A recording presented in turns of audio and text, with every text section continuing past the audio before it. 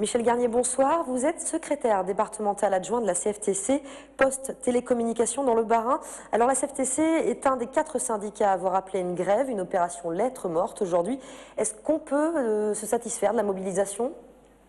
Disons qu'aux premières informations que j'ai pu avoir, la mobilisation était tout à fait correcte.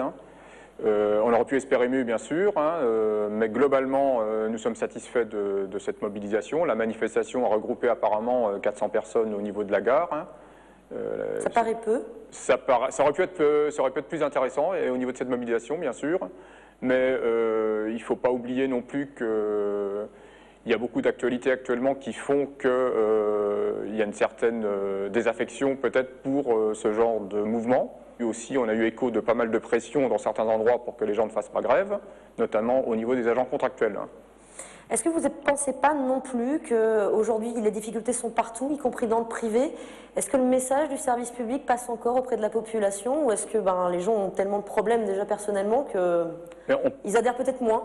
On peut tout à fait comprendre que les gens soient bien sûr plus, disons, invectivés par les problèmes qui se passent dans le privé, puisque c'est sûr que derrière il y a des problèmes d'emploi qui sont tellement dramatiques souvent que les citoyens ont plutôt tendance un petit peu à oublier ce qui se passe dans le secteur public. Mais il faut quand même voir que le secteur public est en train de entre guillemets, de se liquéfier par rapport à ce qui se passe actuellement à la Poste.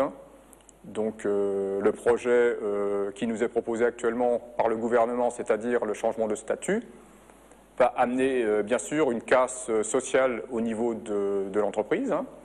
On a des exemples sur le Bas-Rhin, sur des fermetures ou des transformations de bureaux de poste qu'on va un petit peu faire passer au forceps, comme Weitbrouge, comme dans le Bas-Rhin, comme également Goidertheim, comme à côté de Célestat, plusieurs bureaux de poste sont également concernés.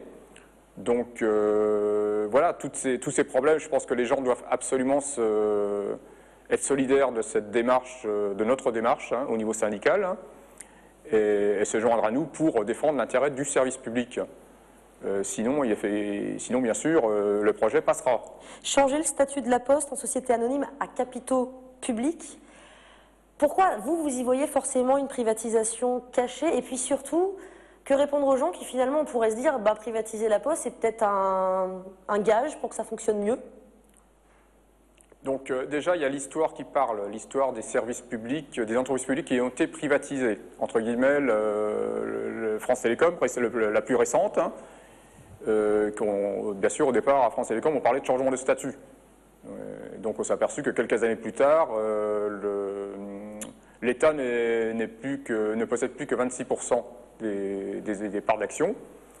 Donc EDF, GDF sont d'autres exemples. Donc bien sûr, la Poste restera dans cette perspective. On ne voit pas pourquoi une telle évolution ne pourrait pas se faire. Donc c'est-à-dire le chemin de la privatisation. Est-ce que la privatisation, ce ne serait pas un gage de se dire la Poste va survivre face à la concurrence? Parce qu'elle aura su s'adapter.